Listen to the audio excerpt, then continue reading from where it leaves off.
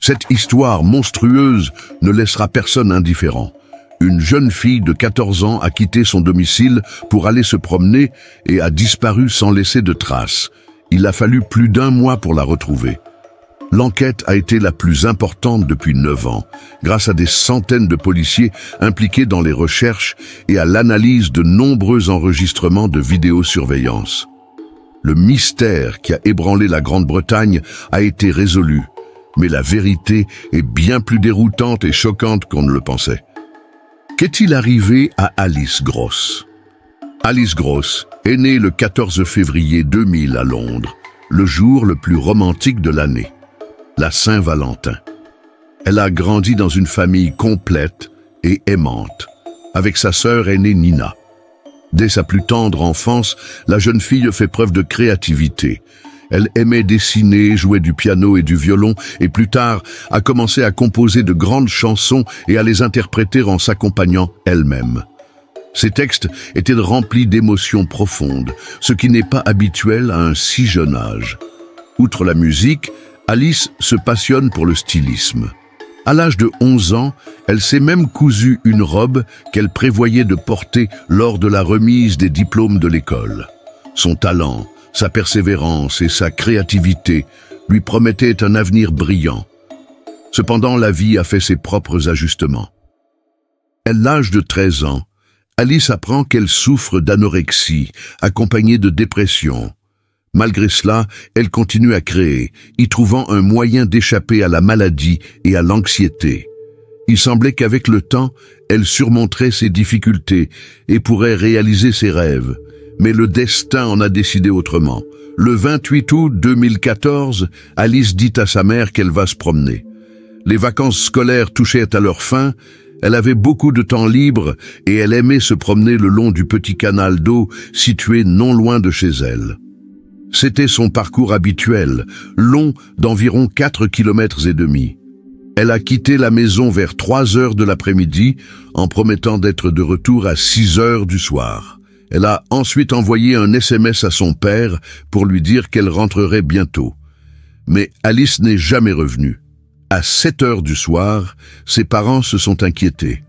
Ils ont essayé de l'appeler, mais son téléphone était éteint. Son anxiété est renforcée par son état. L'anorexie et la dépression affaiblissent son corps, de sorte qu'elle se sent souvent faible et risque de s'évanouir. Ses parents ont appelé ses amis, espérant qu'Alice serait avec eux, mais personne ne l'avait vue. Ils ont alors pris la seule décision qui s'imposait. Ils sont allés voir la police. La police a immédiatement commencé ses recherches. Tout d'abord, les agents ont examiné l'itinéraire sur lequel la jeune fille avait l'habitude de marcher. Des parents, des amis et des bénévoles se sont joints aux recherches. Cependant, aucune trace n'a été trouvée. Les enquêteurs ont pu reconstituer le parcours d'Alice grâce aux témoignages et aux caméras de vidéosurveillance. La première caméra l'a filmée peu après avoir quitté la maison. Elle a ensuite été aperçue dans la région de Brentford, le long du canal. La dernière fois qu'elle a été filmée, c'était à proximité de la maison, près du pont Trumpers Way. Cependant, après cela, la piste de la jeune fille s'est arrêtée. Les médias ont immédiatement annoncé sa disparition et la police a rapidement reçu des appels de témoins oculaires. Mais aucun d'entre eux n'a permis de résoudre le mystère. D'après les images des caméras, la jeune fille a disparu sur le chemin du retour, après avoir parcouru la plus grande partie du trajet. Que lui est-il arrivé? Cela fait 3 jours. La police a continué d'analyser les images de vidéosurveillance et d'enquêter dans les parcs, les places et les coins isolés des environs. Les patrouilles ont interrogé les habitants du quartier dans l'espoir d'obtenir des pistes. Le 1er septembre, les proches d'Alice ont enregistré un message vidéo dans lequel ils la supplient de rentrer à la maison. Ils ont également lancé un appel à toute personne susceptible d'avoir des informations à communiquer à la police. À l'époque, les enquêteurs envisagent plusieurs versions de ce qui s'est passé. La première version, la plus effrayante, était celle de l'enlèvement. Bien qu'Alice ait emprunté des rues très fréquentées, il y avait de nombreux coins isolés où elle aurait pu être attaquée. Londres a un passé d'enlèvement, même dans des quartiers très fréquentés, sans parler des banlieues. La deuxième théorie est qu'elle s'est enfuie de chez elle. Les parents d'Alice n'ont pas exclu la possibilité qu'une dépression l'ait poussée à agir de la sorte. Cependant, pour la police, cette option semble peu probable. La jeune fille n'avait que 14 ans. Elle n'avait pas d'argent, pas de vêtements de rechange, pas de plan pour se cacher. Il y avait une autre idée encore plus terrifiante, le suicide. Peut-être la jeune fille, incapable de faire face à ses démons intérieurs, avait-elle décidé de se suicider. Mais si elle l'avait fait, son corps aurait probablement été retrouvé à l'heure qu'il est. Chaque jour, le cas d'Alice Gross retient davantage l'attention. Le 3 septembre, l'enquête est confiée à la Special Branch de Scotland Yard qui s'occupe habituellement des meurtres. Cela signifie que la probabilité d'une issue heureuse s'amenuise rapidement. Les recherches massives organisées par Scotland Yard ont pris de l'ampleur. Des centaines de bénévoles se sont immédiatement mobilisés. Les personnes émues par l'appel bouleversant des parents et de la sœur d'Alice sont descendues dans la rue pour passer au peigne fin la zone où elle aurait pu disparaître. De tôt le matin à tard le soir, les volontaires ont exploré tous les coins, espérant trouver le moindre indice. Dès le lendemain, les inspecteurs annoncent la découverte d'un premier indice majeur. Non loin de la maison d'Alice, on a retrouvé son sac à dos et à côté, les bottes que la jeune fille portait ce jour-là. Cette découverte a choqué tout le monde. Les enquêteurs se sont rendus compte qu'il était peu probable qu'une jeune fille de 14 ans enlève volontairement ses chaussures, les laisse avec son sac à dos et poursuive son chemin pieds nus. D'autant plus qu'elle n'avait pas de chaussures de rechange. Tout indique qu'il s'est passé quelque chose de terrible ici. La situation se complique de plus en plus. Les inspecteurs décident de diffuser toutes les images de vidéosurveillance d'Alice. Ils espéraient que cela attirerait l'attention du public et que quelqu'un se souviendrait peut-être de détails importants qui aideraient à résoudre le mystère de sa disparition. Mais la police s'est rendue compte que le temps jouait contre elle. Si la jeune fille a bien été victime d'un enlèvement, les chances de la retrouver vivante s'amenuisent de minute en minute. Bientôt, les recherches ont mobilisé des forces supplémentaires. Plus de 600 employés de différents services se sont joints à l'enquête. Il s'agit de la plus grande opération de recherche d'une personne disparue au Royaume-Uni depuis 2005. La police a vérifié toutes les versions possibles. L'hypothèse la plus probable est celle de l'enlèvement, mais compte tenu de l'état psychologique d'Alice, l'hypothèse du suicide n'est pas exclue. D'autres versions font état d'un accident. La jeune fille serait tombée à l'eau ou se serait égarée. Afin de réduire la zone de recherche, les enquêteurs ont demandé à l'opérateur de téléphonie mobile des données sur la dernière localisation du téléphone d'Alice. La réponse est sans appel.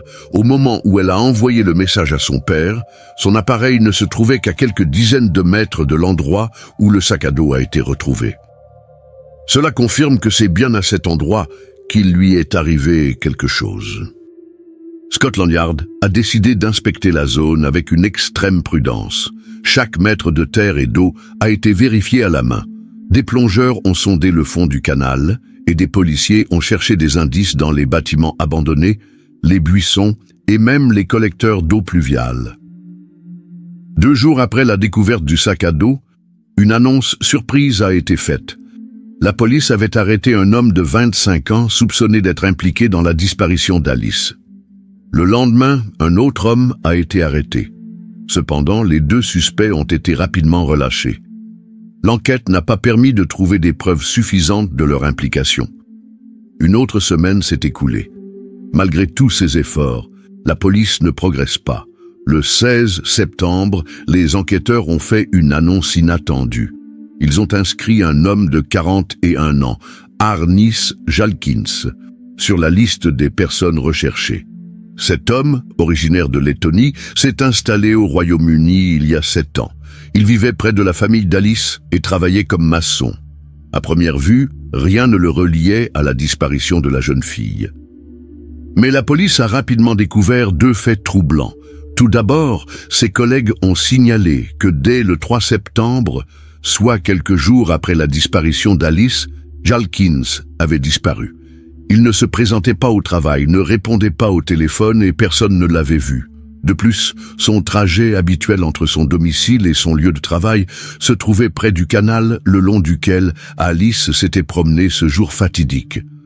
Ces coïncidences semblent trop suspectes pour être ignorées, mais était-il coupable? Et si oui, où était Alice?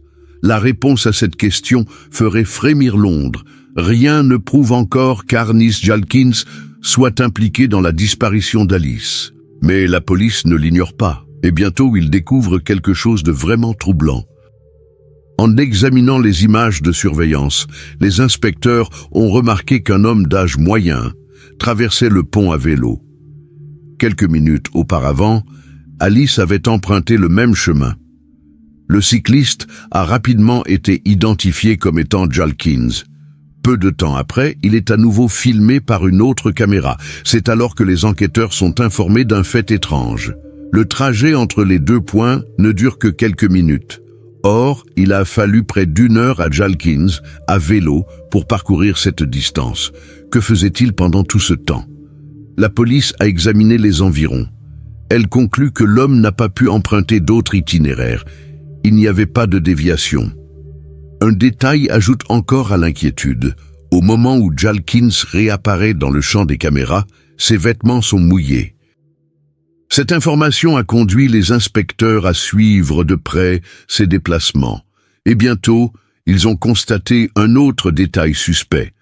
2 heures après sa première apparition sur les caméras, l'homme est revenu à l'endroit même où il avait été vu plus tôt. Il y est resté près de 50 minutes, puis est reparti. Cependant, il n'est pas apparu sur la caméra située près du pont. Cela signifie qu'il a passé tout ce temps dans un petit angle mort, caché des objectifs. De plus, lorsqu'il est réapparu, il portait des vêtements différents.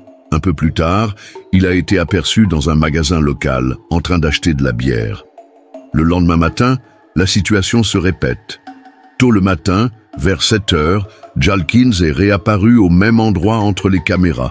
Et le soir, il y est retourné. Cela a suffi pour obtenir un mandat de perquisition à son domicile. Lorsque les inspecteurs se sont rendus chez lui, ils ont été accueillis par sa colocataire. Elle n'avait aucune idée de l'endroit où son mari avait disparu. Lorsqu'elle apprend qu'il est soupçonné d'être impliqué dans la disparition de l'écolière, la femme refuse catégoriquement de le croire. Elle le décrit comme un père attentionné qui ne ferait jamais de mal à un enfant.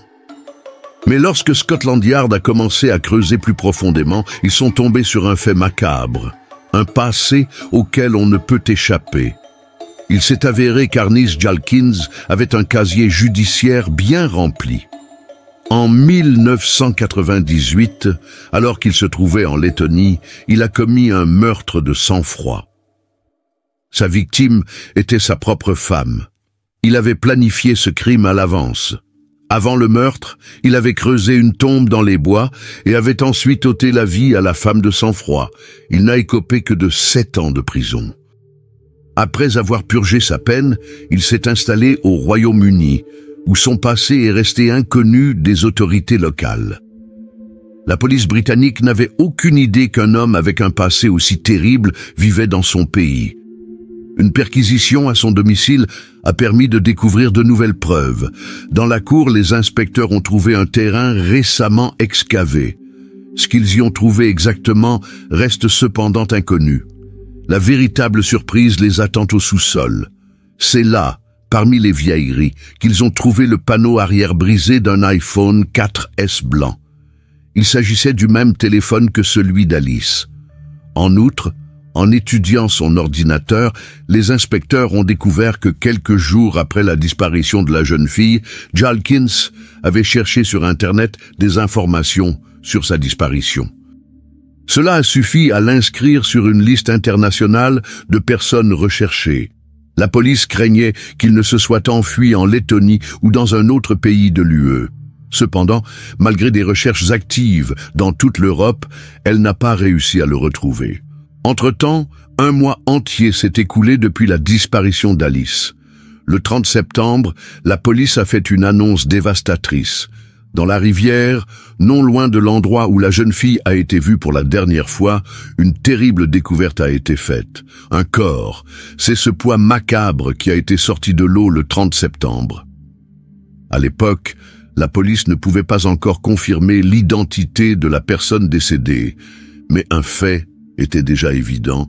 Quelqu'un avait fait de gros efforts pour empêcher la dépouille de flotter à la surface. La police a immédiatement poursuivi la recherche d'Arnis Zalcalns, non seulement en tant que suspect, mais aussi en tant que personnage clé de l'affaire. Une opération internationale de grande envergure a été lancée. Interpol et les services de renseignement européens se sont joints aux recherches, mais aucune piste n'a été trouvée. Zalcalns semble s'être volatilisé. Quelques jours plus tard, le 4 octobre, les enquêteurs font une découverte inattendue. Dans un parc, à 1 kilomètre seulement de l'endroit où le corps d'Alice avait été retrouvé, le corps d'un homme a été découvert pendu à un arbre. 2 jours plus tard, les experts confirment qu'il s'agit d'Arnis Zalcalns. Personne ne s'attendait à une telle tournure des événements. La police était persuadée que le suspect avait fui à l'étranger, mais il s'est avéré qu'il était resté sous leur nez pendant tout ce temps. Les experts médico-légaux ont déterminé que Zalcalns s'était suicidé le 3 septembre, jour de sa disparition. La question qui se posait alors était la suivante. Comment la police avait-elle pu ne pas le retrouver pendant 1 mois? La réponse est simple. Il avait choisi un endroit si inaccessible et si caché qu'il était pratiquement impossible de le repérer. Entre-temps, avec l'ADN de l'auteur du crime en main, les enquêteurs disposaient d'encore plus d'indices. Un mégot de cigarette a été retrouvé non loin de l'endroit où le corps d'Alice a été découvert. Les experts en ont extrait des échantillons d'ADN qui correspondent à celui de Zalcalns. De plus, des tests en laboratoire ont montré qu'il était très probable que son ADN soit également présent sur le corps de la victime. Cependant, il a été impossible d'obtenir une confirmation à 100%, le corps étant resté trop longtemps dans l'eau. Des traces d'ADN de Zalcalns ont également été trouvées sur le sac à dos et les chaussures d'Alice. À ce stade, la police a appris un autre fait terrifiant. 2 ans après s'être installé au Royaume-Uni, Zalcalns avait déjà agressé une jeune fille de 14 ans à 1 kilomètre de l'endroit où le corps d'Alice a été retrouvé. Il avait tenté de l'agresser, mais la victime s'était échappée et l'homme avait été appréhendé. Une nuance choquante est alors apparue. La jeune fille n'a pas porté plainte et Zalcalns a tout simplement été relâché. Comment cela a-t-il pu se produire? C'est un mystère. Mais le fait est qu'un adulte a attaqué une enfant, que la police l'a arrêté, mais qu'il n'a jamais été puni. De plus, cette information n'a été révélée qu'après la découverte du corps de l'auteur de l'agression dans le parc. La police a poursuivi son enquête, essayant de reconstituer le tableau complet de ce qui s'est passé. Selon leur version, le 28 août, Zalcalns circulait à vélo sur le même trajet qu'Alice. Il l'a aperçue dans un endroit isolé, à l'abri des regards indiscrets, et l'a attaquée avec l'intention de commettre des actes violents. Personne ne saura jamais comment les événements se sont déroulés par la suite. Mais le résultat est clair. Zalcalns a tué Alice et est retourné plusieurs fois sur les lieux du crime pour cacher le corps. Une question reste en suspens. Pourquoi s'est-il suicidé? S'agit-il d'un acte de remords ou de la crainte d'un châtiment imminent? La question reste ouverte. Les parents d'Alice ne sont pas seulement dévastés, ils sont aussi remplis de rage. Ils exigent des réponses à la question principale.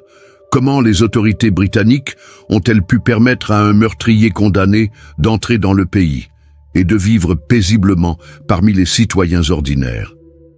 La famille de la victime a passé des années à se battre pour un contrôle plus strict des migrants ayant un casier judiciaire. Elle a exigé du gouvernement des réformes qui empêcheraient les criminels d'entrer aussi facilement dans le pays. Malheureusement, leurs efforts n'ont pas abouti à des changements significatifs. 1 mois après la découverte du corps de Zalcalns, un autre événement étrange s'est produit. Le médecin légiste chargé de l'affaire a accidentellement laissé dans un train un dossier contenant des documents importants. À l'intérieur se trouvaient 30 pages contenant des détails de l'enquête, y compris des données médicales et des informations inédites. Le dossier n'a jamais été retrouvé. Le public et les médias ont soulevé une vague de critiques à l'encontre de la police.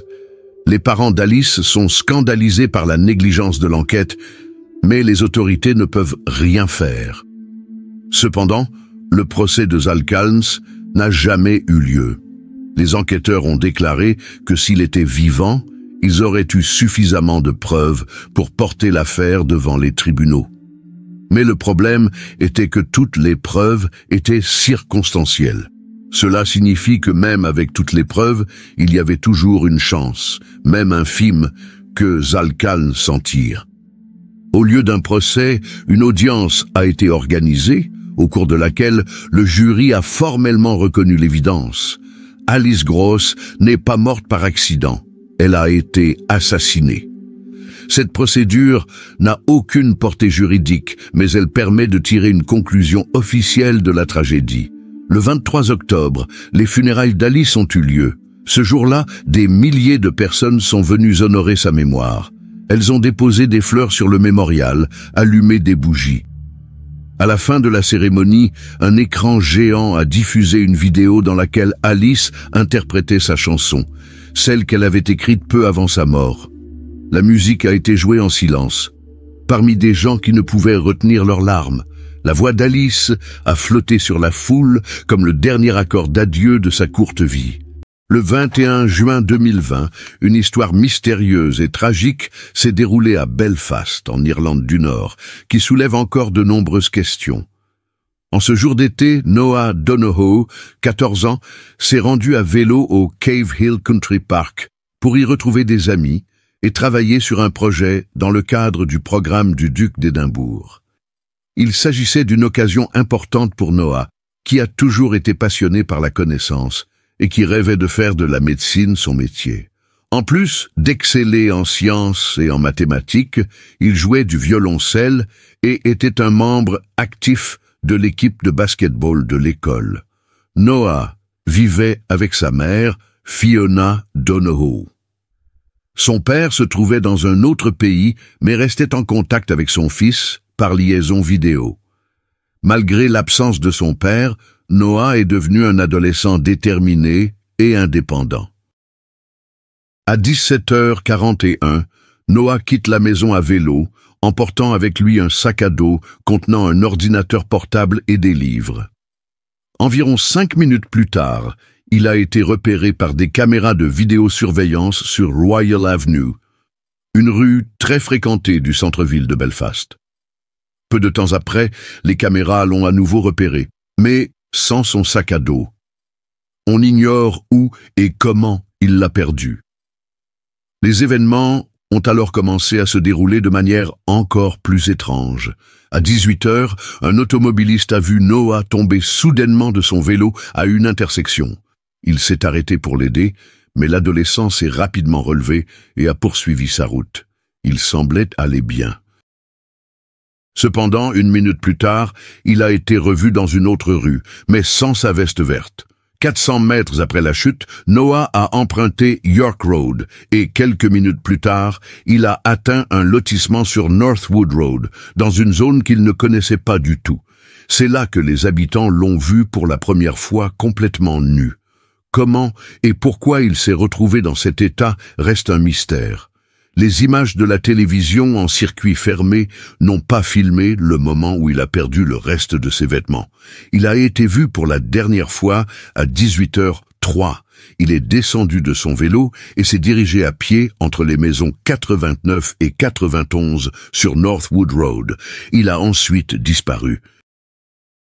Lorsque Noah n'est pas rentré chez lui ou n'a pas appelé sa mère à 18h30 comme promis, Fiona Donohoe s'est inquiétée. À 21h30, elle a contacté la police. 24 heures après la disparition, Karen Crooks, une habitante du quartier, a trouvé le vélo de Noah sur sa pelouse, mais n'y a pas prêté attention dans un premier temps. Lorsqu'elle a appris la disparition de l'adolescent, elle a immédiatement prévenu la police. Des services spéciaux et des bénévoles se sont joints aux recherches. Rapidement, les affaires éparses de Noah ont été retrouvées dans le quartier de Northwood Road. Casque, sweatshirt, chaussures. En revanche, son t-shirt, son short et sa veste ont disparu sans laisser de traces. Son téléphone portable a été retrouvé dans un parc, sur le chemin du lieu de sa disparition. Au 4e jour des recherches, tout Belfast est impliqué dans l'enquête. Diverses théories, y compris des motifs religieux et un crime de haine, ont émergé sur les médias sociaux. Mais après 6 jours de recherche, le corps de Noah a été retrouvé dans un collecteur d'eau pluviale, à 1 kilomètre seulement de l'endroit où son vélo avait été trouvé. Il s'est avéré que le jour de la disparition, le cadenas de l'entrée de l'égout n'avait pas été fermé après une inspection de routine.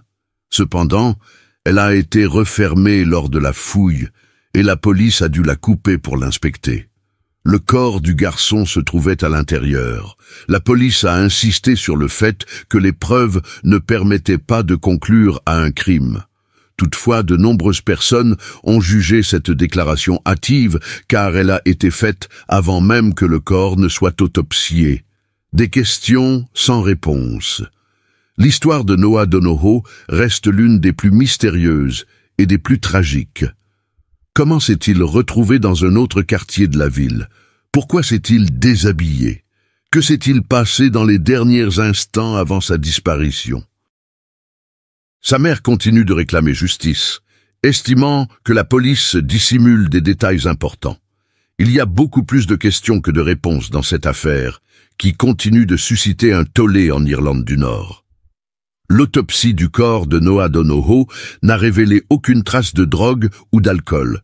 La cause officielle du décès est la noyade, mais la police et les experts médico-légaux n'ont pas avancé de théorie sur la manière dont le corps de l'adolescent s'est retrouvé dans le réseau d'égouts. On ignore si l'adolescent était conscient au moment où il s'est retrouvé dans les égouts. Les résultats complets de l'autopsie n'ont pas été publiés, mais les avocats de la famille estiment qu'il soulève plus de questions qu'il n'apporte de réponses. Parmi les vêtements de Noah, seul un sweat à capuche bleue, un casque de skateboard noir et des baskets Nike avec un logo jaune vif ont été retrouvés. En revanche, ses sous-vêtements, son t-shirt, son short gris et sa veste ont disparu sans laisser de traces. Le temps de l'adolescent a été extrêmement court et le mystère reste entier quant à l'endroit où il a pu laisser ses vêtements, à supposer qu'il les fait lui-même. Les circonstances étranges de la mort de l'adolescent ont troublé les habitants de la région. Comment s'est-il retrouvé dans le parc Seaview, près de Northwood Road, alors qu'il n'y avait jamais mis les pieds? Comment a-t-il pu connaître l'existence d'un égout inconnu, même de nombreux habitants de la région? S'il a décidé de se cacher dans les égouts, pourquoi a-t-il rampé dans les tunnels étroits, dans l'obscurité totale, sur une distance de près d'1 kilomètre? Et pourquoi son corps ne présente-t-il pratiquement aucun signe d'exposition à l'eau? En août 2020, le coroner Joe McCriskin a déclaré qu'il n'y avait aucune preuve de l'implication de personnes extérieures dans la mort du garçon et a appelé à cesser de répandre des rumeurs infondées. Depuis la disparition de leur fils, Fiona Donohoe et sa sœur Niam sont sceptiques quant à l'enquête de la police et à la version officielle des événements. Fiona affirme qu'on lui a dit que la police avait interrogé des témoins, vérifié des maisons et distribué des tracts, mais il s'est avéré par la suite que rien de tout cela n'avait été fait. Elle a créé une communauté sur les médias sociaux appelée My Noah Donohoe, qui a obtenu le soutien de 117 000 personnes. Des graffitis, des drapeaux et des convois de voitures sont apparus dans toute la ville pour attirer l'attention sur la tragédie.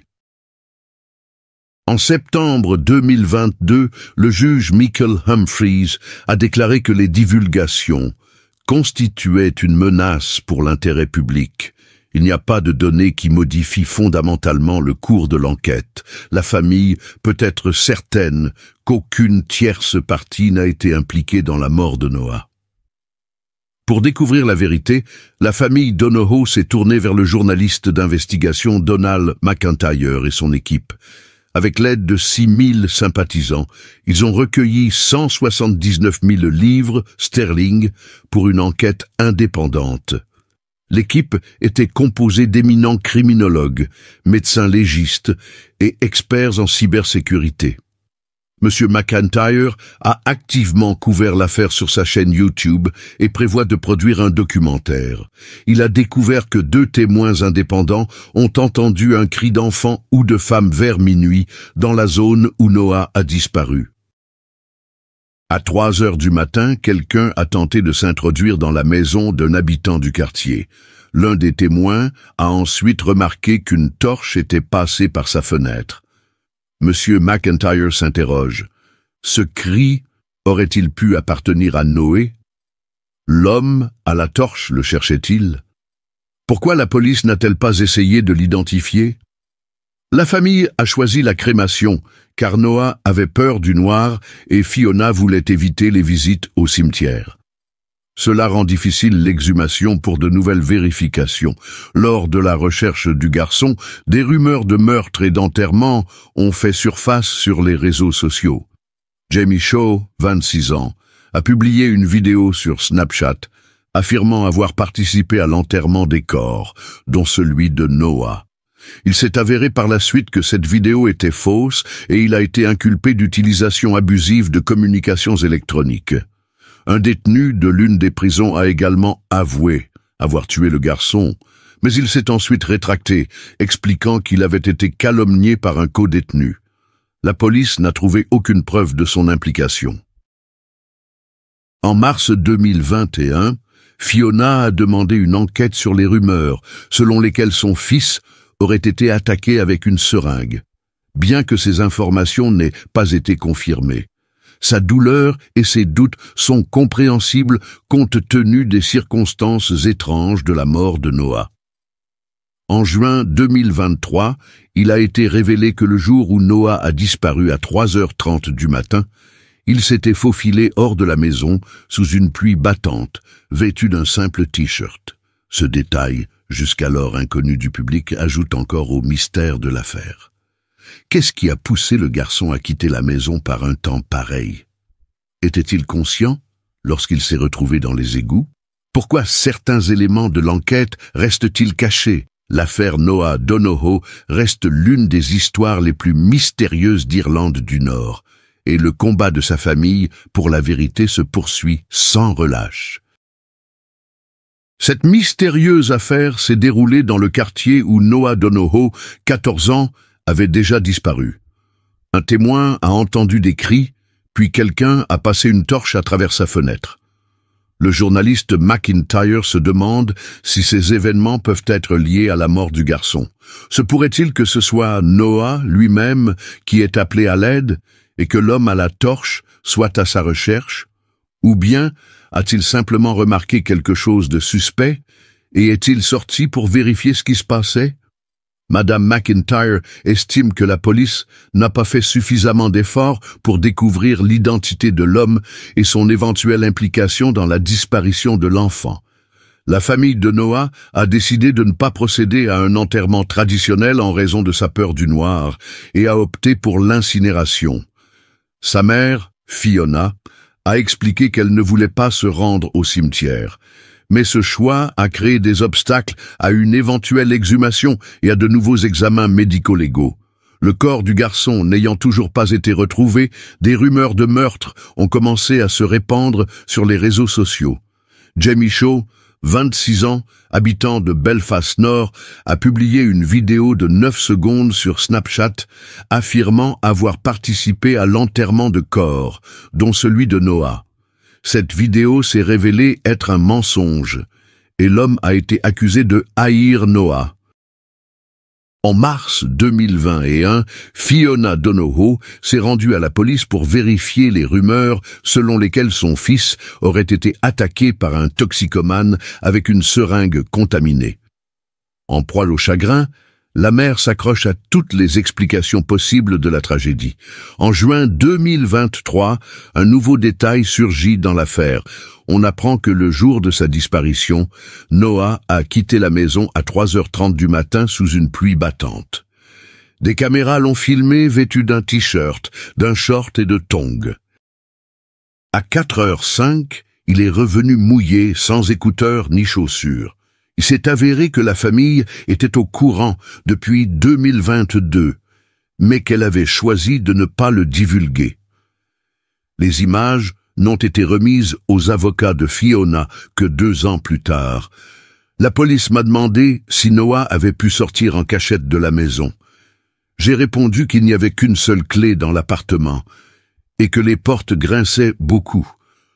Donc, je pensais que c'était impossible, mais je me suis trompé, a admis la mère du garçon. Où allait-il? Avait-il rendez-vous avec quelqu'un? Peut-être lui proposait-on de faire quelque chose d'illégal? Le nord de Belfast, où le garçon a disparu, est une zone majoritairement protestante. L'Irlande du Nord ressent encore les effets des troubles, un conflit entre catholiques et protestants qui a coûté la vie à des milliers de personnes. Dans le même quartier, quelques semaines avant la disparition de Noah, un groupe d'adolescents a attaqué un autre élève du collège Saint-Malachie, Malachie's College. La mère de ce dernier a affirmé que l'attaque était motivée par des considérations religieuses. Noah aurait-il pu connaître le même sort? Certains pensent que l'agresseur était peut-être un informateur de la police. Si la vérité éclate, il pourrait y avoir des émeutes. C'est pourquoi l'affaire est gardée secrète. Mais si l'agression a eu lieu, quand a-t-elle eu lieu? Les caméras n'ont enregistré aucune violence. Pourquoi Noah a-t-il commencé à se déshabiller progressivement, à perdre des objets? Les dernières images de vidéosurveillance le montrent marchant nu jusqu'à l'entrée du collecteur d'eau pluviale. Selon une théorie, ce comportement étrange serait dû à un traumatisme crânien consécutif à une chute de vélo. Cependant, l'expertise n'a révélé aucune blessure grave. En outre, le comportement étrange de Noah a commencé avant la chute. Il a d'abord jeté son sac à dos, puis est tombé. Peut-être le coup était-il insignifiant, mais il a provoqué une désorientation, surtout si le garçon avait déjà des problèmes psychologiques cachés. Il existe une autre théorie, la curiosité enfantine. Noah a peut-être remarqué l'entrée de l'égout depuis longtemps et a décidé de l'explorer. Cette nuit-là, il a pu sortir pour la chercher, se déshabiller pour ne pas mouiller ses vêtements, puis, réalisant qu'il n'était pas au bon endroit, continuer son chemin. Des caméras l'ont filmé de nuit dans des vêtements mouillés, sans tongs ni écouteurs. Peut-être les a-t-il perdus dans les égouts? Il est probable qu'il ait caché son ordinateur portable à l'avance pour ne pas avoir à le prendre avec lui. Autre question importante. Où sont ses vêtements? Le pantalon, le t-shirt, le short et la veste n'ont jamais été retrouvés. Cela pourrait-il indiquer une mort violente? Pourquoi le corps, retrouvé dans les égouts, ne présente-t-il aucune trace de dégâts des eaux? Le rapport de police révèle également l'intérêt de Noah pour le psychologue Jordan Peterson et la littérature religieuse. La police est souvent confrontée à un certain nombre de difficultés lorsqu'elle enquête sur ces infractions. La principale difficulté réside dans le fait qu'il peut être difficile de prouver que l'infraction était motivée par la haine du sexe féminin. Cette affaire s'est déroulée au Chili.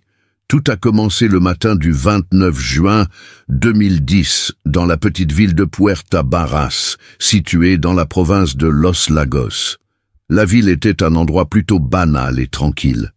Cependant, la tranquillité habituelle a disparu lorsque les habitants ont appris ce qui s'était passé.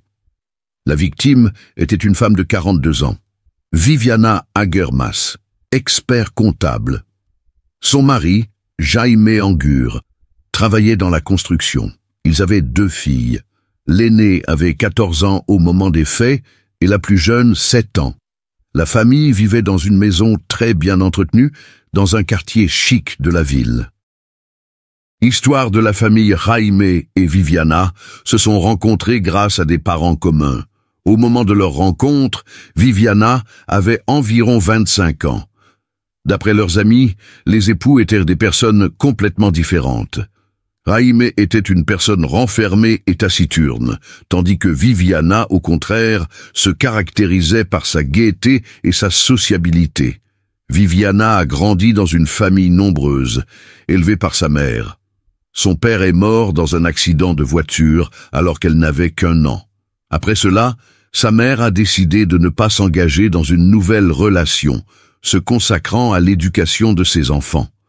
Jaime et Viviana se sont mariés en grande pompe et ont passé leur lune de miel en République dominicaine. Après plusieurs tentatives infructueuses de grossesse, ils ont eu 2 filles. Après la naissance de la plus jeune, Viviana a temporairement quitté son emploi pour se consacrer à sa famille. Le matin du 29 juin 2010, tout semble normal à première vue. Après le petit déjeuner, Jaime emmène ses filles à l'école de langue, puis se rend au travail. Cependant, certains détails ont éveillé les soupçons. Viviana n'a pas rangé les assiettes après le petit déjeuner, n'a pas ouvert les rideaux et n'a pas effectué un certain nombre d'activités de routine. D'après les relevés téléphoniques, Viviana avait contacté diverses entreprises dans la matinée et Jaime l'avait appelée à 7h48, apparemment pour lui dire au revoir parce qu'il avait oublié de le faire avant de partir. Dans l'après-midi, Jaime a reçu un appel étrange d'un inconnu. L'appelant a déclaré que Jaime devait l'écouter s'il voulait revoir sa femme. Un cri de femme a également été entendu dans le combiné, puis l'appel a été interrompu. Jaime a pensé qu'il s'agissait d'une farce et n'a rien fait pour contacter sa femme. Plus tard, sa fille aînée a déclaré que Viviana n'était pas venue la chercher à l'école et qu'elle avait décidé de rentrer à pied. Découverte. La fille cadette rentre à la maison et constate le désordre dans la chambre de ses parents. Des affaires et des documents traînent sur le lit. Le coffre-fort, les appareils photos et les bijoux ont disparu de la maison. Jaime signale alors l'incident à la police. Les forces de l'ordre ont fouillé la maison et les alentours, mais n'ont rien trouvé de suspect. Jaime leur a ensuite demandé de quitter la maison car leur présence effrayait les enfants. L'enquête se poursuit. Dans la soirée du 29 juin, les policiers avaient déjà recueilli des informations de base, mais ils ne comprenaient pas bien la situation. Après avoir inspecté la maison, ils ont supposé que Viviana avait peut-être été enlevée, car certaines de ses affaires avaient disparu et la chambre était en désordre. Le lendemain, la police a lancé des recherches approfondies. Les voisins ont été interrogés, les images de vidéosurveillance ont été vérifiées et des efforts ont été déployés pour rechercher d'éventuelles traces du crime dans les environs de la maison. Cependant, aucune preuve significative n'a pu être trouvée. La famille continue d'être au centre de l'attention et les enquêteurs commencent bientôt à interroger Jaime. Son comportement a éveillé certains soupçons. L'homme n'a pas immédiatement signalé l'appel étrange, a tardé à contacter la police et, malgré la situation alarmante, n'a pas cherché activement à retrouver sa femme. Der Vollmond birgt Geheimnisse, die viel seltsamer sind, als man sich vorstellen kann. Seit Jahrhunderten betrachten wir den Mond als Symbol für Ruhe, Führung und Geheimnisse. Aber was, wenn wir getäuscht worden sind? Was ist, wenn dieser Vollmond im Januar nicht nur ein leuchtender Ball am Himmel ist, sondern etwas ganz anderes? Der Vollmond am 13. Januar 2025 wird der erste Vollmond des neuen Jahres sein. Und es ist nicht einfach nur ein weiterer Vollmond. Es geht nicht nur um seine Strahlkraft oder seine Wirkung auf die Gezeiten. Es geht um etwas Tieferes. Eine verborgene Wahrheit, die in die Energie des Mondes eingewoben ist und sich bereits auf sie auszuwirken beginnt, auch wenn sie sich dessen nicht bewusst sind. Peu à peu, la police a commencé à pencher pour la conclusion que Viviana n'était plus en vie. Pour vérifier cette hypothèse, ils fouillèrent minutieusement les environs, les maisons abandonnées, les granges, les rivières et les plans d'eau. Mais même ces actions ne donnèrent aucun résultat. Jaime était également à la recherche de sa femme. Il a passé des annonces et promis de remercier toute personne qui lui fournirait des informations sur l'endroit où elle se trouve. Mais malgré ses efforts, les recherches n'ont pas progressé. Des conflits cachés dans la famille. L'enquête a révélé que la vie commune de Jaime et Viviana n'était pas aussi heureuse qu'il y paraissait. Jaime a admis avoir trompé sa femme à plusieurs reprises. Selon lui, Viviana l'a découvert accidentellement et a entamé une relation avec un autre homme par vengeance. En outre, Viviana souffrait de dépression et a même suivi un traitement. Un de ses amis proches a déclaré à la police que Jaime était parfois violent avec sa femme. Les enquêteurs ont interrogé l'amant de Viviana, Eduardo Gozé, et ont découvert qu'ils entretenaient toujours une relation. Eduardo a même été ajouté à la liste des suspects, bien qu'il s'agisse plutôt d'une tentative de trouver une nouvelle piste dans une affaire sans issue. Intérêt inattendu pour l'enquête. Quelque temps plus tard, les autorités ont décidé de procéder à une deuxième perquisition au domicile de Jaime, à l'aide de chiens spécialement dressés. Lorsque Jaime l'a appris, il a manifesté un intérêt inhabituel et a commencé à poser des questions sur l'efficacité de ces mesures. Les policiers ont expliqué que les chiens pouvaient trouver des restes humains, même à des profondeurs allant jusqu'à 3 mètres, et qu'il y avait peu de risque d'erreur. Pour démontrer les capacités des chiens, les enquêteurs ont invité Jaime à la base d'entraînement. L'homme a accepté l'invitation et a vu comment les animaux travaillaient. Une découverte choquante. Peu avant le début d'une nouvelle recherche impliquant les chiens, Jaime a appelé lui-même la police à 18h55 le 9 août, soit 42 jours après la disparition de Viviana. Il a déclaré qu'il avait senti une odeur âcre provenant d'un local de rangement situé derrière le mur de l'une des chambres. En regardant à l'intérieur, Jaime aurait vu la silhouette de sa femme. Cependant, contre toute logique, il n'est pas entré dans le débarras pour s'assurer qu'il s'agissait bien d'elle. Ce qui est également étrange, c'est que Jaime a indiqué avoir découvert la silhouette à 6h34, mais n'a contacté la police que 20 minutes plus tard. La police arrive 15 minutes après l'appel de Jaime, des policiers et des membres de la police scientifique sont arrivés sur les lieux. Ils ont reçu des instructions claires pour effectuer des recherches aussi approfondies que possible. Les traces trouvées pourraient permettre de faire la lumière sur la mystérieuse disparition de Viviana et, éventuellement, d'identifier une personne impliquée dans sa mort.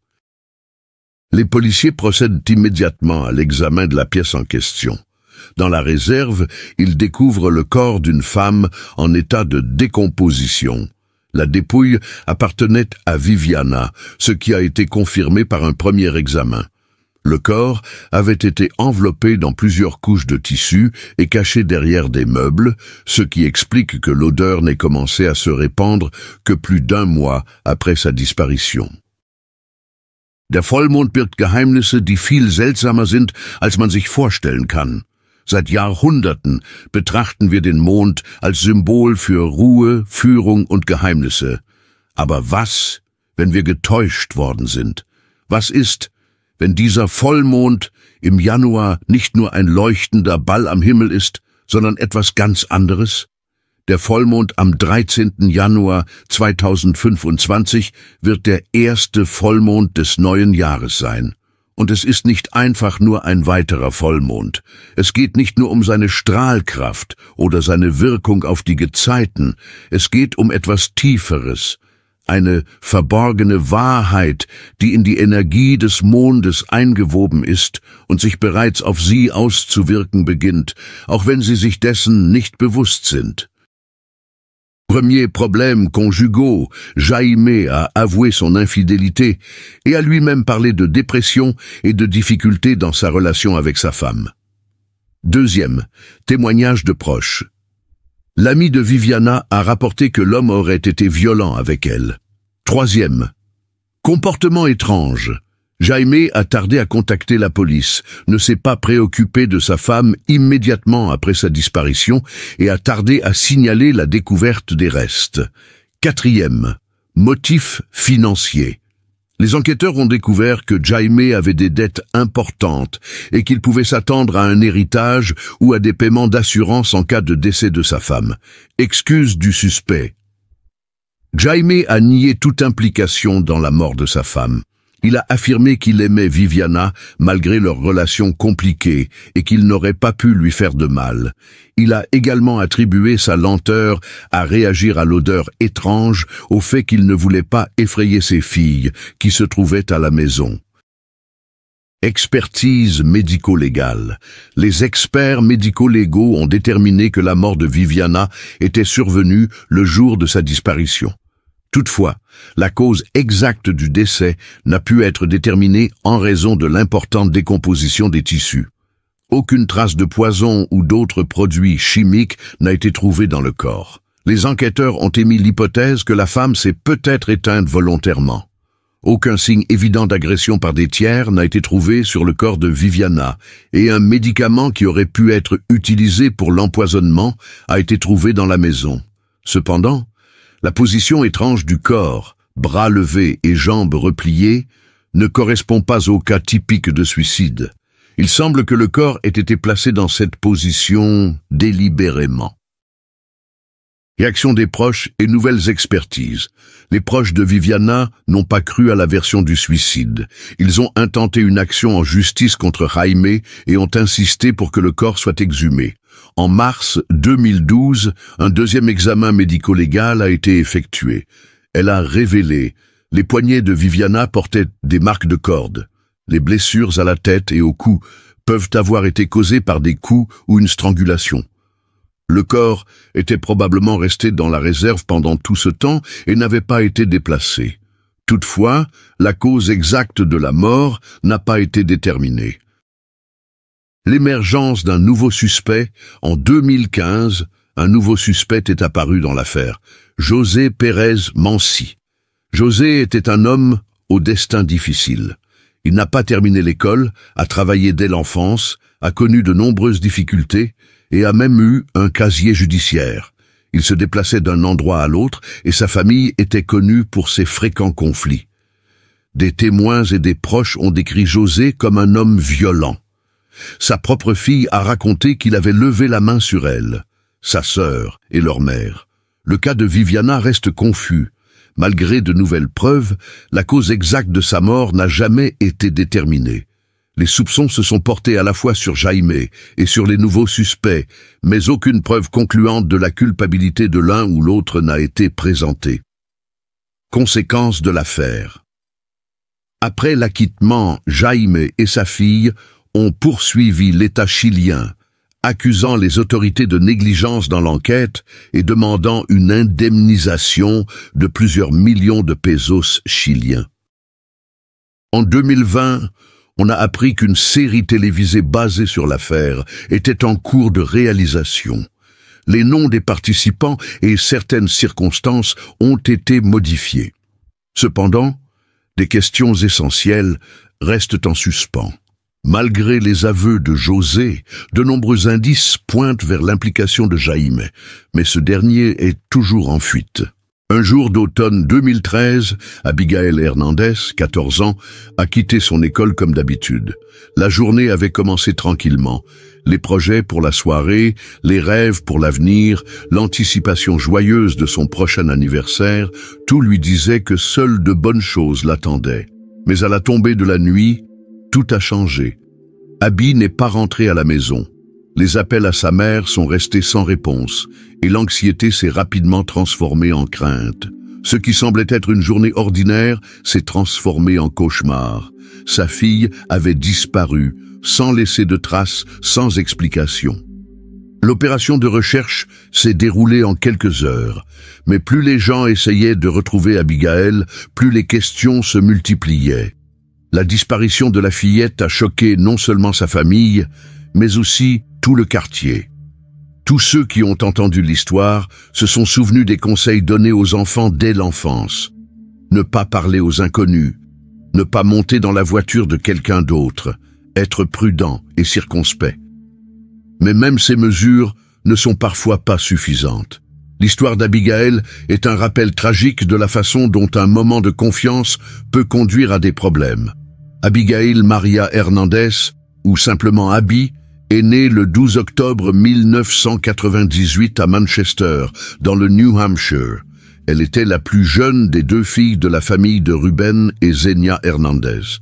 La jeune fille a été élevée dans l'amour et l'attention et entretenait une relation chaleureuse avec sa sœur Sarah. Sa mère est infirmière et son père est commerçant. Lorsqu'Abby était adolescente, ses parents ont divorcé. Son père a fondé une nouvelle famille et les deux filles sont restées avec leur mère.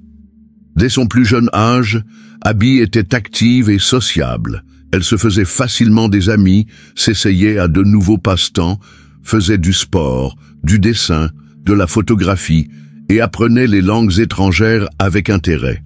À l'âge de 12 ans, elle a rejoint un club de randonnée, a fait du camping, a appris à survivre dans la nature et s'est intéressée à l'alpinisme. Rien d'étonnant à cela. Les forêts, les montagnes et les rivières du New Hampshire sont faites pour l'aventure. L'été 2013 a été riche en activités et en couleurs pour Abby. Lorsqu'elle est retournée à l'école à l'automne, elle a partagé avec enthousiasme ses souvenirs avec ses amis. Elle entretenait une relation avec Jimmy, un lycéen d'1 an son aîné. Maman était au courant de leur amitié et n'y voyait pas d'inconvénient. Début octobre, quelques jours avant son 15e anniversaire et les vacances d'automne, Abby se réjouissait de faire une randonnée en montagne avec le club de randonnée. Elle a même commencé à user ses nouvelles chaussures de randonnée en les portant à l'école. Le 9 octobre, Abby est allée en classe comme d'habitude. Elle avait prévu d'aller se promener dans le parc après l'école et avait promis à sa mère de ne pas être en retard. Mais à 17 h, elle n'est pas rentrée. Sa mère a appelé, mais le téléphone était éteint. Zenia a d'abord pensé qu'Abby était simplement en retard. Mais après quelques heures sans nouvelles, elle a commencé à paniquer. En appelant ses amis et ses professeurs, elle a découvert qu'Abby était partie à pied juste après les cours, en disant au revoir à ses amis à l'arrêt de bus. Personne ne l'avait revue depuis. Elle n'a appelé ni ses amis, ni Jimmy, qu'elle devait retrouver.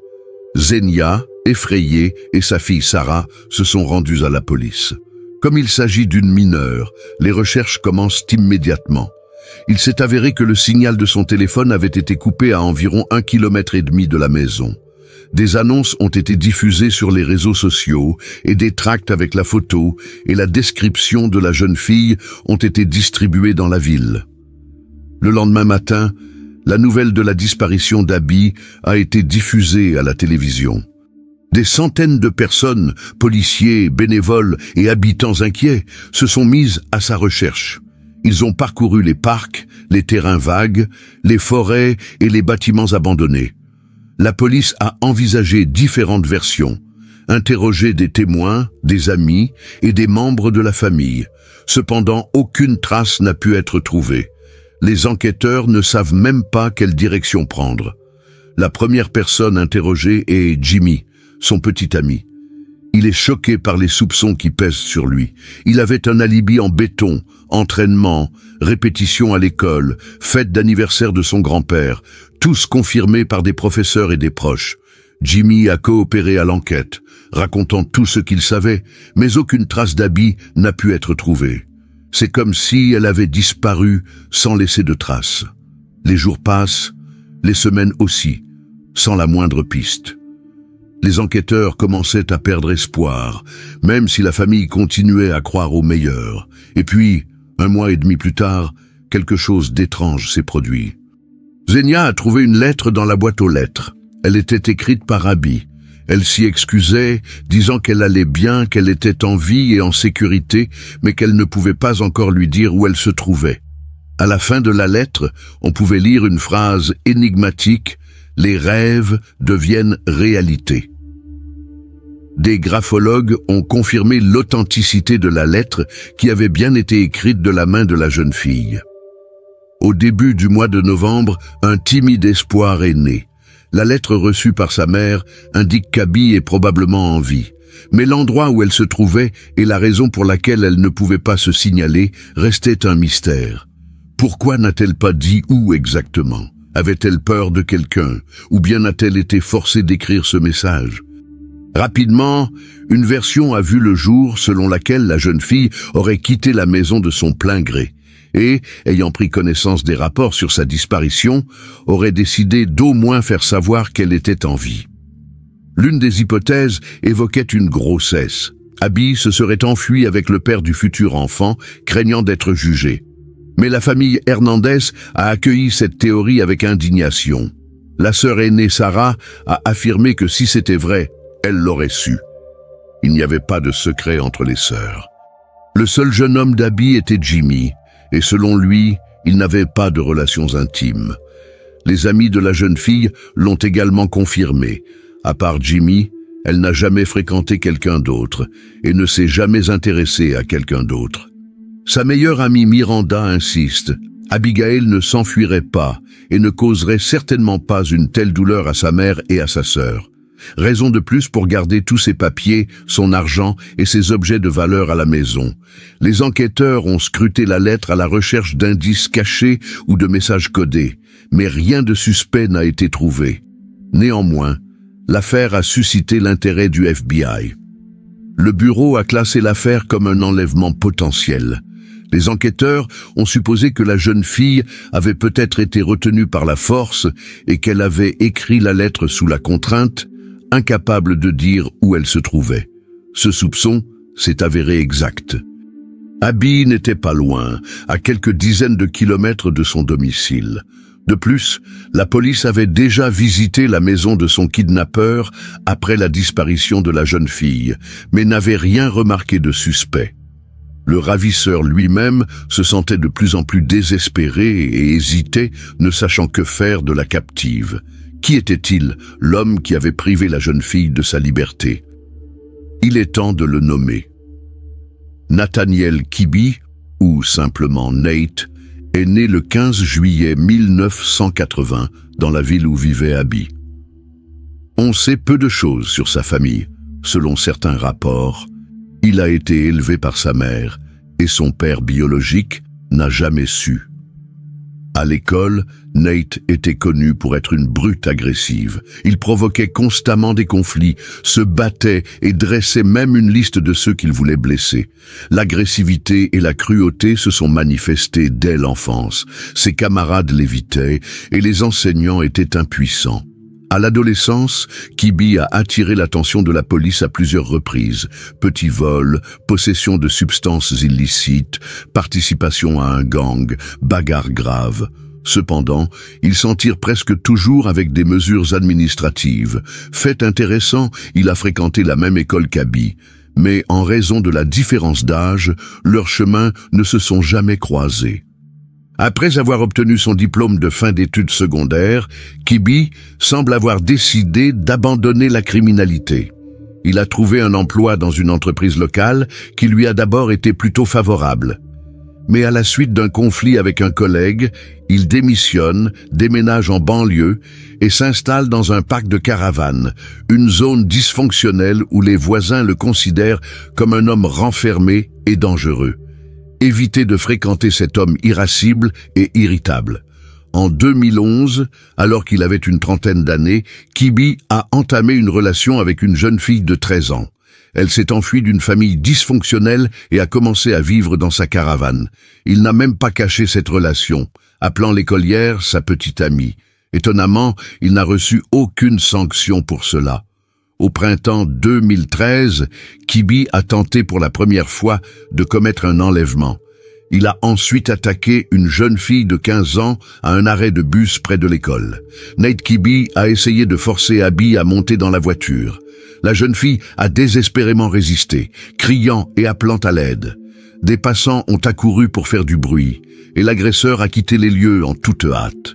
Malgré le témoignage de la victime et des témoins oculaires, l'affaire a été classée sans procès. Personne ne considérait Kibbe comme une menace réelle. Revenons maintenant au jour de la disparition d'Abby. Le 9 octobre 2013, à la veille de son 15e anniversaire, elle a reçu en cadeau de nouvelles chaussures de randonnée.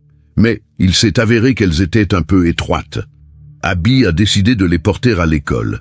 À la fin du cours, Ses pieds ont commencé à lui faire mal, mais elle a quand même décidé de rentrer à pied. Chaque pas était douloureux, et il restait encore 1,5 kilomètre à parcourir jusqu'à la maison. À ce moment-là, une vieille camionnette s'est arrêtée à côté d'elle, conduite par Nathaniel Kibi. L'homme souriant lui proposa de la conduire n'importe où, mais Abby refusa. Cependant, l'inconnu ne recula pas et roula lentement à côté d'elle, ne la laissant pas tranquille. Nate remarque que la jeune fille boite et lui demande ce qui ne va pas. En soupirant, Abby avoue que ses nouvelles chaussures lui frottent le pied. Entendant cela, Kibi ouvre la portière du siège passager et lui fait signe de monter. La jeune fille hésite, mais finit par accepter, croyant que cet homme sympathique ne représente aucun danger. Elle se trompait lourdement. Pendant le trajet, Nate lui fait la conversation, essayant de la rassurer. Abby s'est sentie en sécurité, répondant à ses questions et riant à ses blagues. À un moment donné, Kibi a annoncé qu'il devait s'arrêter dans une quincaillerie pour acheter du matériel de réparation. Lorsqu'ils sont entrés dans le parking sombre, Abby a commencé à s'inquiéter. Elle se dit qu'il n'y a qu'une courte distance à parcourir pour rentrer chez elle et qu'elle peut facilement le faire à pied. Mais, remarquant le regard inquiétant du conducteur, l'écolière décida d'essayer de détacher sa ceinture de sécurité et de sauter de la voiture. Nate a anticipé son intention, l'a attrapé par ses vêtements d'une main et, de l'autre, a rapidement sorti un pistolet de la boîte à gants et l'a pointé sur le visage de la jeune fille, effrayée. Il l'a menacée de la tuer si elle tentait de résister. Il lui a ensuite attaché les mains et les pieds avec des serre-câbles et lui a mis une casquette de baseball sur la tête pour qu'elle ne puisse pas voir la route et comprendre où on l'emmenait. Cependant, il a rapidement remarqué qu'Abby bougeait un peu le couvre-chef, essayant de voir ce qui se passait. Cela l'a mis dans une colère noire. Il a utilisé un pistolet électrique pour l'électrocuter et l'a rendue inconsciente. Abby s'est réveillée et s'est retrouvée dans une pièce exiguë et étouffante, sans fenêtre. Plus tard, il s'est avéré qu'il s'agissait d'un petit conteneur appartenant à Kibi, garé dans une caravane cachée au milieu d'arbres touffus. Bientôt, le ravisseur lui-même est apparu avec un rouleau de ruban adhésif et un casque de moto. Il lui a fermé la bouche et les yeux avec du ruban adhésif, puis lui a mis le casque sur la tête en s'assurant que la victime était complètement immobilisée. Il lui a ensuite arraché ses vêtements et s'est livré à des actes de violence. Ce n'était pas la seule violence. Kibi l'a forcé à avoir des relations intimes quotidiennes, réalisant ainsi ses fantasmes les plus pervers. Outre la violence physique, il a exercé une pression psychologique active, menaçant de tuer sa famille si elle osait s'échapper ou appeler à l'aide. Il lui a promis de la laisser partir si elle se comportait calmement et ne lui causait pas d'ennui. Les premiers jours, Abby a été en état de choc et a dû dire adieu à sa vie. Mais au fil du temps, elle s'est rendue compte que Kibi n'avait pas l'intention de la tuer, du moins pas tout de suite. Elle a donc décidé d'essayer d'établir un lien émotionnel avec lui pour le convaincre de la laisser partir. Elle a essayé de lui faire comprendre qu'elle ne le jugeait pas, que tout le monde peut faire des erreurs et qu'elle n'irait pas à la police s'il la laissait partir. Mais Nate est extrêmement imprévisible. La moindre petite chose peut le rendre fou de rage et le transformer en monstre. Parfois, il lui montrait une certaine tendresse, mais le plus souvent, il était cruel, recourant à la violence morale et physique. Le conteneur dans lequel Nate gardait Abby était bien insonorisé. Ils apprirent que des recherches importantes étaient menées pour retrouver la jeune fille disparue, et c'est alors que Kibi eut l'idée de lui faire écrire une lettre à sa mère pour convaincre sa famille qu'elle allait bien et qu'il fallait arrêter les recherches.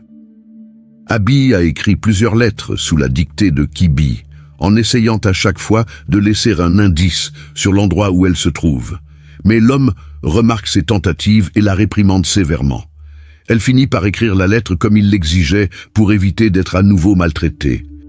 Au bout d'1 an, Nate a commencé à faire suffisamment confiance à Abby pour lui permettre de l'aider à fabriquer de la fausse monnaie. Il la laissait parfois dormir dans la caravane et lui confiait même la préparation des repas. Malgré cette confiance, il a continué à être violent, à abuser d'elle et à la forcer à avoir des relations intimes. Il l'obligeait à l'appeler maître et ne lui révélait jamais son vrai nom. Au fil du temps, Abby a toutefois réussi à établir une certaine relation. Un jour, elle a remarqué le nom Nathaniel Kibbe sur l'une des pages d'un livre. Il pourrait s'agir de son vrai nom, mais elle n'en est pas sûre. Anticipant une réaction, elle se risque à l'appeler par son prénom. Roulant des yeux et soupirant lourdement, il lui posa calmement une question. Comment connaissait-elle son nom? Abby ne mentit pas et avoua qu'elle l'avait vu dans un livre. L'homme se contenta de sourire et resta silencieux. Comme Abigail se trouvait la plupart du temps dans le conteneur insonorisé, elle n'entendait pas ce qui se passait à l'extérieur. Elle ne s'est même pas rendu compte qu'à un moment donné, la police se trouvait à quelques mètres d'elle. Les agents arrivent pour une autre affaire. Kibbe a de nouveau enfreint la loi et accepte de coopérer à l'enquête en admettant la possession illégale d'une arme. Les forces de l'ordre fouillent sa caravane, mais ne s'approchent pas du conteneur. Personne n'a pensé à le vérifier. Finalement, il n'a été condamné qu'à une amende et à la confiscation de l'arme. Cela semblait incroyable. Après tout ce qu'il avait fait, il n'avait jamais été poursuivi. C'est comme s'il avait toujours eu de la chance et qu'il semblait croire en sa propre invulnérabilité. Il n'avait manifestement pas l'intention de libérer Abby. Mais peut-être qu'au fil du temps, il a commencé à s'ennuyer d'elle. En juillet 2014, Kibbe a rencontré une femme nommée Lorraine dans un bar. Une brève histoire d'amour s'est développée entre eux et il l'a invitée chez lui. Le lendemain matin, alors que Lorraine se plaignait de difficultés financières, il lui a donné 2 billets de $50. Elle s'aperçoit rapidement que l'argent est faux et en colère, elle appelle Kibbe, disant qu'elle a tout raconté à la police. Cet appel marque un tournant dans le destin d'Abigail. Le 20 juillet, à l'improviste, Kibbe lui a rendu tous ses effets personnels, lui a attaché les mains, l'a installé sur le siège avant de sa voiture et lui a remis une casquette de baseball sur le visage. La jeune fille n'a pas réalisé ce qui se passait. Elle craignait d'être conduite à la mort. Au bout d'un moment, il s'est arrêté sur une route de campagne, l'a détaché et lui a dit « Disparais, disparais » et n'envisageait même pas d'aller voir la police. Après avoir dit cela, il est parti. Abby n'arrivait pas à croire qu'elle était vraiment sortie. Elle marcha le long de la route jusqu'à ce qu'elle aperçoive le panneau indiquant que la maison n'était plus qu'à une courte distance. Elle fit le reste du chemin à pied, regardant autour d'elle, craignant qu'il ne revienne. Mais personne n'est apparu. Une caméra de sécurité située à l'extérieur de la maison des Hernandez a enregistré le moment où Abby est revenue. Elle a entendu sa mère au téléphone et l'a appelée à haute voix. La femme a laissé tomber le téléphone et s'est précipitée vers la porte. La mère et la fille se sont embrassées, toutes deux pleurant de soulagement. Ce cauchemar était enfin terminé. Abby n'arrivait pas à croire qu'elle était vraiment sortie. Elle marcha le long de la route jusqu'à ce qu'elle aperçoive le panneau indiquant que la maison n'était plus qu'à une courte distance. Elle fit le reste du chemin à pied, regardant autour d'elle, craignant qu'il ne revienne. Mais personne n'est apparu. Une caméra de sécurité située à l'extérieur de la maison des Hernandez a enregistré le moment où Abby est revenue. Elle a entendu sa mère au téléphone et l'a appelée à haute voix. La femme a laissé tomber le téléphone et s'est précipitée vers la porte. La mère et la fille se sont embrassées, toutes deux pleurant de soulagement. Ce cauchemar était enfin terminé. Abby remarque que sa mère a changé. Elle a beaucoup vieilli au cours de ces longs mois. Genia, la mère de la jeune fille, a commencé à demander où elle se trouvait et ce qui lui était arrivé. Elle propose d'aller directement à la police. Mais, effrayée par les menaces de Kibbe, Abby a déclaré qu'elle ne savait pas qui l'avait kidnappée ni où elle se trouvait. Même à la police, elle n'ose pas donner son nom.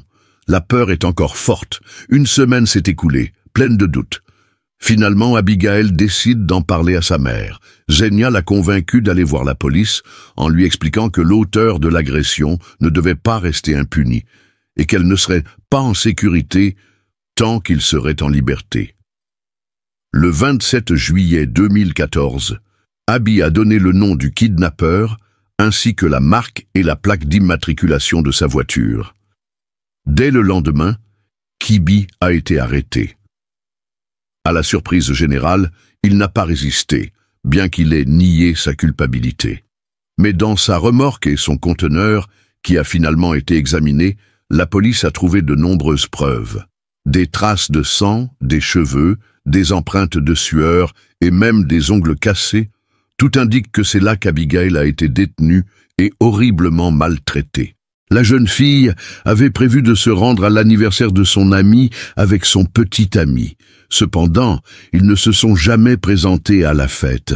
La police s'est rapidement mise à leur recherche et ce que l'on a appris au cours de l'enquête est devenu l'une des affaires les plus médiatisées de l'histoire du pays. Le travail sur cette affaire a été si difficile que plusieurs détectives ont eu besoin de l'aide de psychothérapeutes, tant les détails de ce qui s'était passé étaient horribles.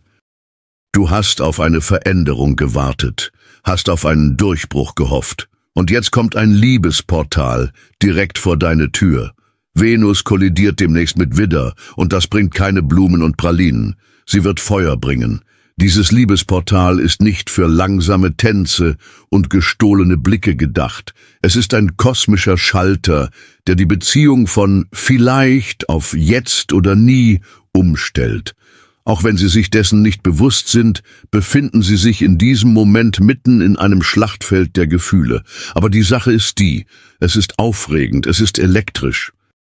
Un avocat qui voit l'avenir, un détective privé qui peut lire dans les pensées et un prêtre qui peut voir le passé.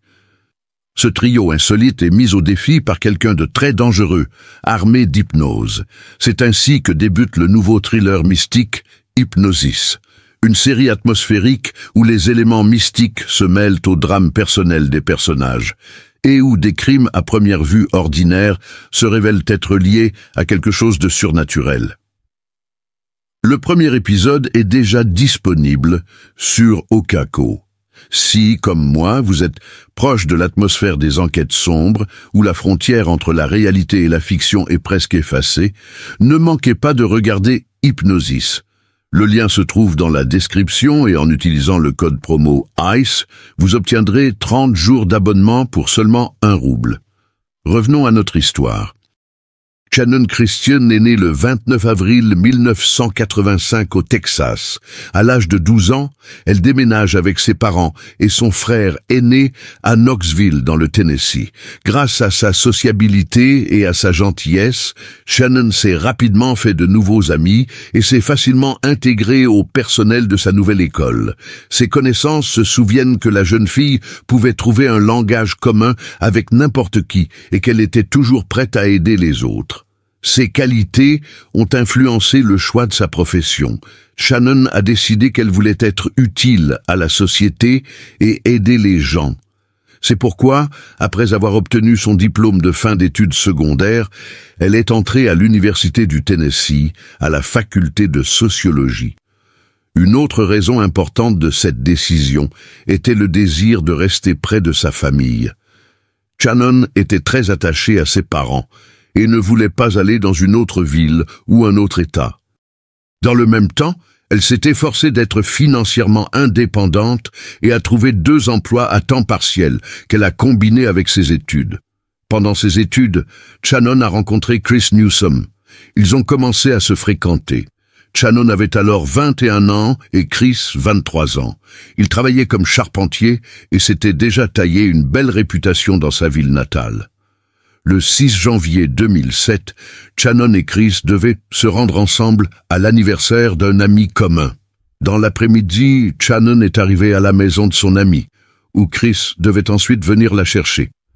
Cependant, il a pris un peu de retard, et l'amie de Shannon a finalement décidé de se rendre elle-même à la fête, tandis que Shannon attendait Chris. Avant d'aller chercher la jeune fille, Chris a conduit son ami à la même fête, puis s'est rendu chez Shannon. Environ 1 heure après avoir déposé son ami, le couple ne s'est toujours pas présenté à la fête. Leurs amis ont commencé à s'inquiéter. Il ne leur a fallu qu'une dizaine de minutes pour se rendre sur le lieu de la fête et la raison de leur retard n'était pas claire. Au début, leurs connaissances ont supposé que Shannon et Chris avaient peut-être changé leur plan, mais cela semblait étrange. Personne ne pouvait croire que le couple avait décidé d'ignorer l'anniversaire d'un ami proche sans raison. Après avoir attendu un peu plus longtemps, ils ont commencé à appeler Shannon et Chris, mais aucun d'entre eux n'a répondu. À minuit, l'inquiétude est à son comble. Les amis décident de se rendre en voiture au complexe d'appartements où se trouve Shannon. Sur le parking, ils trouvent la voiture de Chris. La voiture de Shannon, qu'elle avait utilisée pour rendre visite à son ami, n'y était pas. Finalement, ils ont décidé que le couple avait apparemment changé d'avis et décidé de passer la soirée ensemble sans prévenir personne et sont retournés en vacances. Entre-temps, peu avant sa disparition, Shannon a réussi à appeler sa mère pour lui dire qu'elle allait être en retard. Elle a dit que Chris et elle avaient décidé de s'arrêter dans un café puis de regarder un film et a promis de rentrer à la maison vers 4h30 du matin. Cependant, à l'heure prévue, Shannon ne s'est jamais présenté à la maison. Au début, sa mère n'y a pas prêté attention, pensant que sa fille avait peut-être passé la nuit chez un ami ou chez Chris. Mais le matin, l'inquiétude grandit. Le superviseur de Shannon avait appelé sa mère pour l'informer que la jeune fille ne s'était pas présentée à son poste. C'était extrêmement étrange, car Shannon avait toujours eu une attitude très responsable au travail et n'avait jamais manqué un poste sans raison valable. La mère de Shannon a contacté les parents de Chris et a découvert qu'il n'était pas non plus rentré chez lui depuis la veille au soir. De plus, ni lui ni Shannon ne répondaient à leurs appels téléphoniques. Les parents s'inquiètent sérieusement. Des amis ont également essayé d'appeler le couple, mais en vain. Dans ces circonstances inquiétantes, la famille a commencé à appeler les hôpitaux de la ville, dans l'espoir d'obtenir des informations sur le sort de Shannon et Chris. Cependant, aucun des hôpitaux n'avait de patients correspondant à leur description. Les familles ont alors décidé de contacter la police, mais on leur a dit que les deux disparus, étant des adultes, il fallait attendre 24 heures avant d'entamer des recherches officielles. Les parents de Chen Gong n'allaient pas rester les bras croisés. Ils ont décidé d'agir et ont demandé l'aide de l'opérateur de téléphonie mobile. Heureusement, l'entreprise a accepté de participer aux recherches et a fourni des informations sur les dernières activités de Shannon sur son téléphone portable. Il s'est avéré qu'elle était allée 3 fois sur la messagerie vocale cette nuit-là pour écouter les messages laissés. C'est la dernière activité de son numéro avant que le téléphone ne soit éteint. Quant à l'emplacement, la dernière fois que le signal de l'appareil a été capté, c'était dans le quartier de la rue Chéri. Cette nouvelle a poussé les parents de Shannon à tirer encore plus la sonnette d'alarme. Bien que Knoxville soit généralement considéré comme une ville sûre, le quartier de Cherry Street avait mauvaise réputation et se caractérisait par une criminalité élevée. Les parents ne comprenaient pas comment leur fille avait pu se retrouver dans ce lieu dysfonctionnel. Ils ont décidé de ne pas perdre de temps et de partir à sa recherche. Après des heures de recherche, ils ont réussi à repérer la voiture de Shannon. La voiture était garée à quelques kilomètres du dernier point de signal enregistré de son téléphone. En s'approchant, les membres de la famille ont immédiatement compris que quelque chose n'allait pas. Les effets personnels de Shannon avaient disparu à l'intérieur de la voiture, y compris des photos et le chargeur qu'elle emportait toujours avec elle. En outre, l'intérieur était sale, ce qui était tout à fait inhabituel pour la jeune fille, qui avait l'habitude de garder la voiture parfaitement propre. Un autre détail alarmant était la position du siège du conducteur. Il était reculé, ce qui indiquait clairement que quelqu'un d'autre était derrière le volant.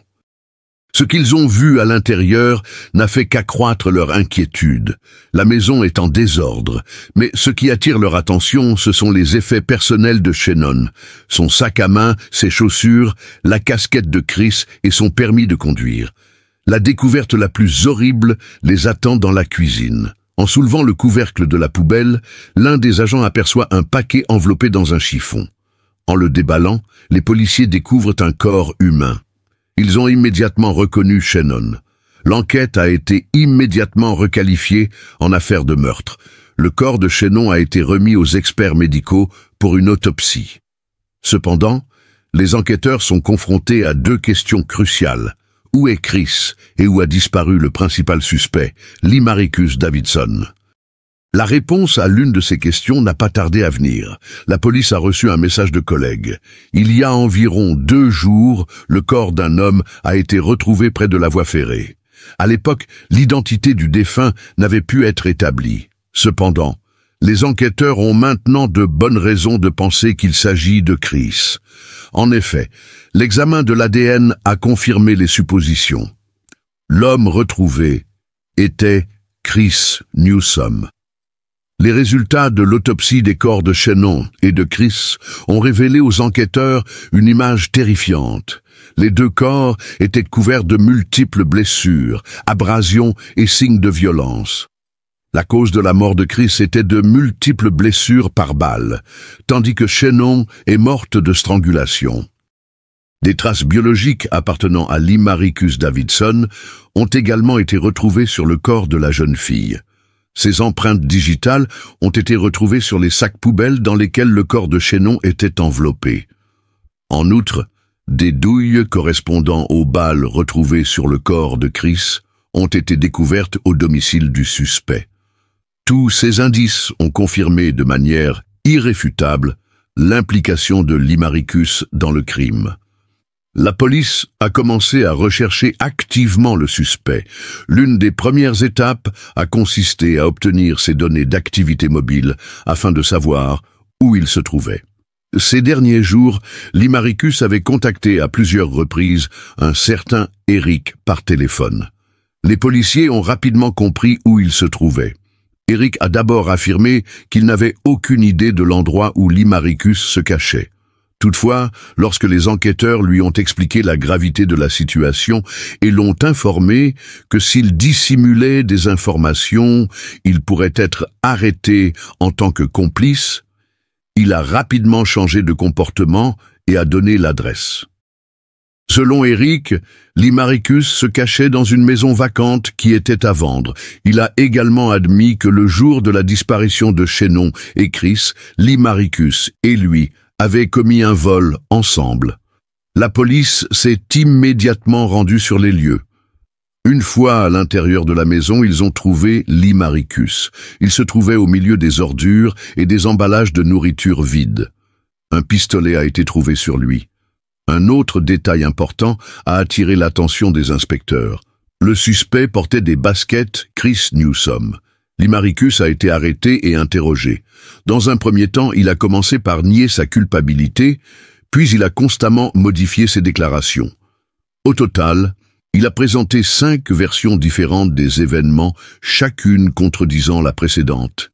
Il a d'abord affirmé qu'il ne savait rien de l'enlèvement et des meurtres.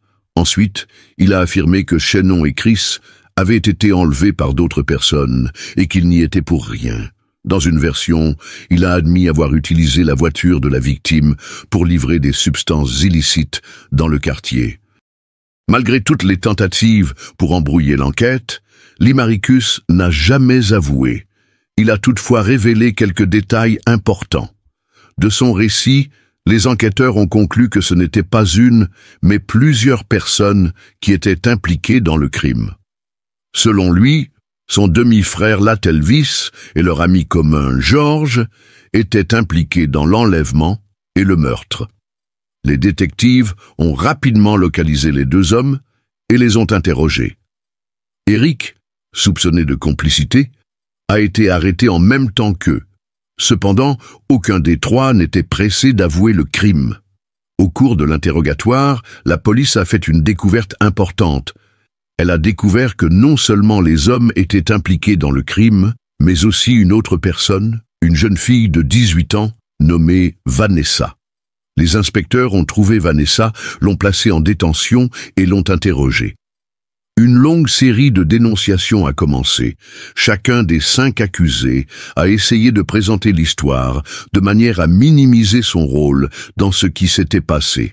Néanmoins, malgré leur tentative de se soustraire à leurs responsabilités, l'ensemble des témoignages et des preuves recueillies a permis aux enquêteurs de reconstituer une image approximative des événements tragiques.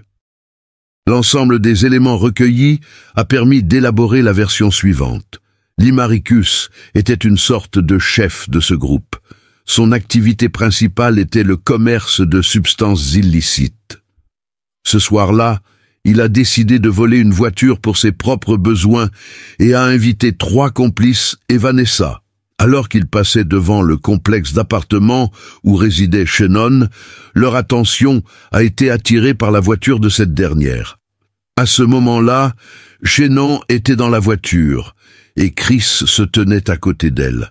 Les malfaiteurs ont décidé non seulement de voler la voiture, mais aussi de kidnapper le couple. Sous la menace d'une arme, ils ont forcé Chris et Shannon à monter dans leur véhicule. D'autres faits ont été confirmés par des tests médico-légaux d'ADN. Dans la maison, Limaricus et son demi-frère Latelvis ont abusé des victimes. Les abus se sont poursuivis pendant plusieurs heures, accompagnés de diverses formes de violence. Vers le matin, les auteurs ont fait sortir Chris de la maison.